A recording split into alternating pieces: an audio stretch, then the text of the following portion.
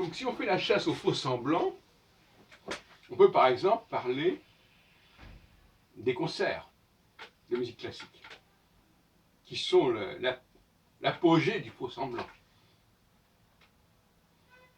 Voilà quelqu'un qui va jouer une pièce qui n'est pas de lui, mais qui, pour quelqu'un de l'extérieur, un profane, il dit voilà, il joue sa propre composition.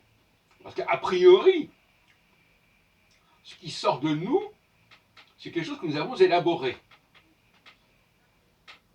Même quand les gens parlent, généralement, ils ne récitent pas un propos déjà élaboré.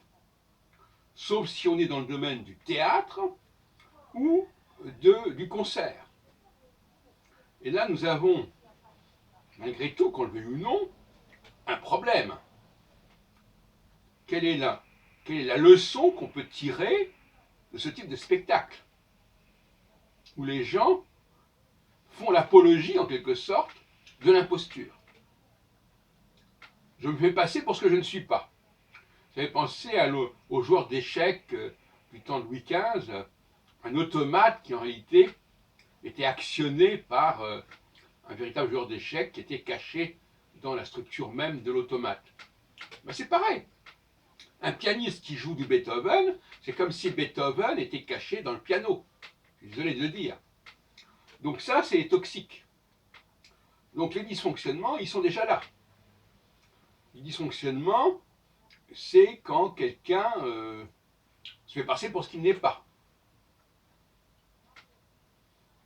Et généralement, cela se fait, comme je l'ai dit dans une précédente vidéo, par le biais de la machine. Par l'interprète de concert, il a une partition.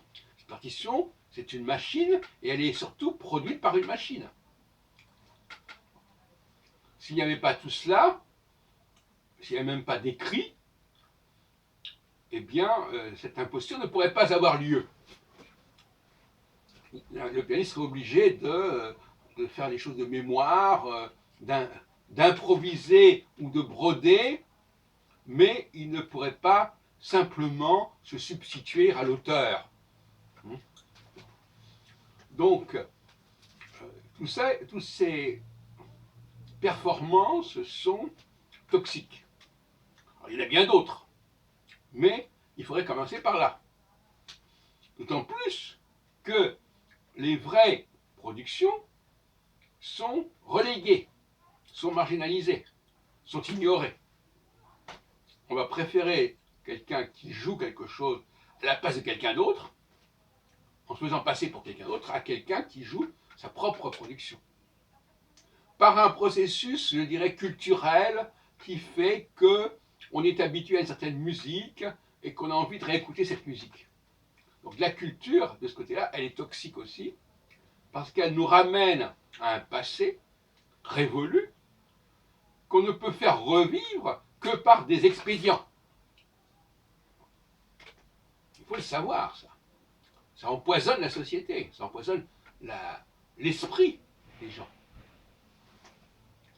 Donc c'est ce que je disais, là nous avons des constats de dysfonctionnement qui ne sont pas au premier abord des dysfonctionnements, parce que ça ne crée pas forcément une crise, ça ne crée pas des drames, mais c'est porteur de quelque chose d'extrêmement malsain.